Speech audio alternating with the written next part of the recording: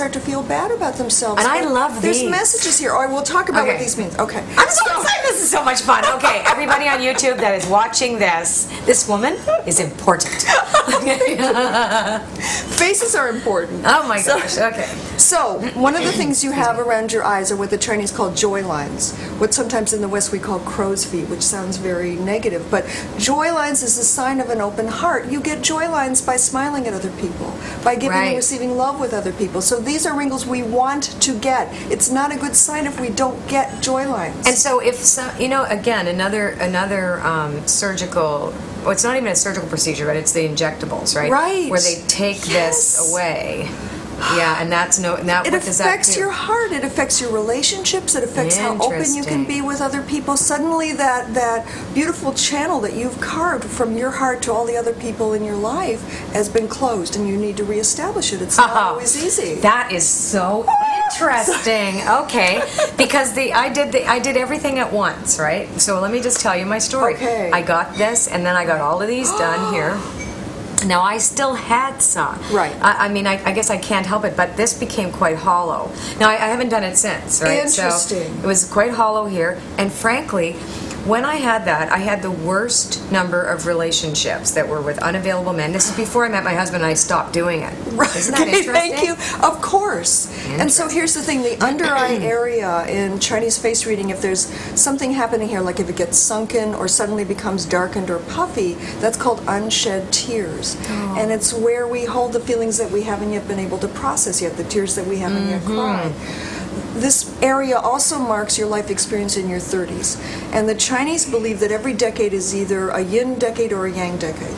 So in the yang decades, we're kind of out in the world, we're accomplishing things, we're much more external. In the yin decades, we're supposed to go inward and process emotions, have the struggles, have the discomforts and the difficult experiences. Right. Our 30s is a yin decade, and this is the time when we start to get wrinkles in the under eyes. That shows that we're on schedule, that we're doing our job, that we've done our suffering and our growth as a result.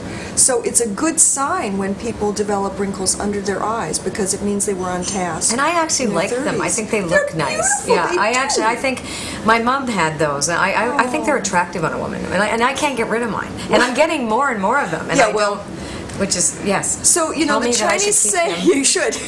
The Chinese say that everything that's significant in our lives, everything that is a lesson for us marks our face in some way. So this is like the photo album of all the lessons that you've learned, of all the wisdom that you've gained. It's a good thing.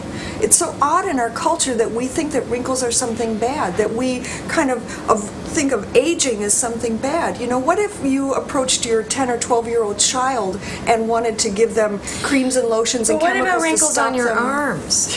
I don't like that. I don't read bodies. When you feel love, your face lights up. When you're feeling good about yourself, everybody finds you beautiful, whether you have wrinkles or whether you're wearing makeup or no matter what you've done to your face. That's true. So the goal of this work is to help you fall in love with yourself, help you not be resisting who you really are inside, and kind of live your life in alignment with your inner design. Your face is considered to be a reflection of your inner blueprint. And if you can read that, then you can create a life that is in alignment, in balance with who you were meant to be, rather than who you heard you were supposed to be from early on in life.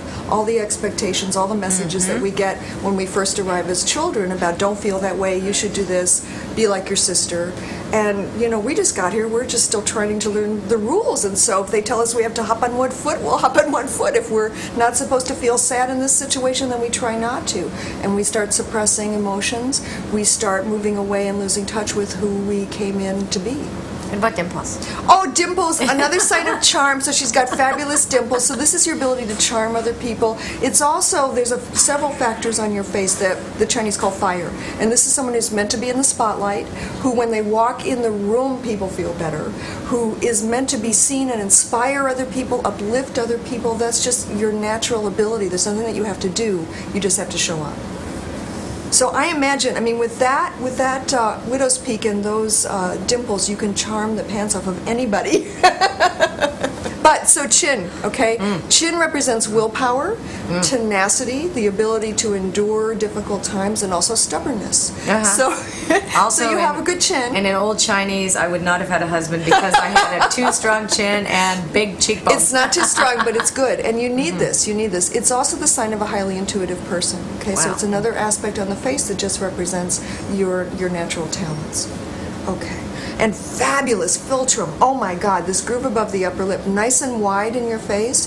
That's a highly creative person, and again, another sign of psychic ability. Wow. Okay, see if there's anything else I need to say. A little bit of what the Chinese call assets, which is a very good thing. The Chinese say that we have 3 areas on our face that show money. Oh, goody. Yeah. Let there be many on my face. Where are they? So you have, right above your eyes, a little bit of an area, it's a little prominent, and that's specifically called assets. It has to do with luck and real estate. So, you have the most important ones on your face. You have money bags. Money bags! These plump little bits that some people have, and I'm still trying to develop, on either side of your chin. Really? I thought those were like... No, it's good. Really? It's very good. It's I thought that was reserves of energy. age. No. Okay. Because as some people age, these actually get less. They get concave. Or they get wrinkled. Mine are getting bigger. Yeah, no, this is fabulous. It's also about reserves of kindness and your ability to be kind with other people. And I've observed you doing that in your readings with other people. There's a genuine kindness there. There's a genuine awareness, and you can tell that.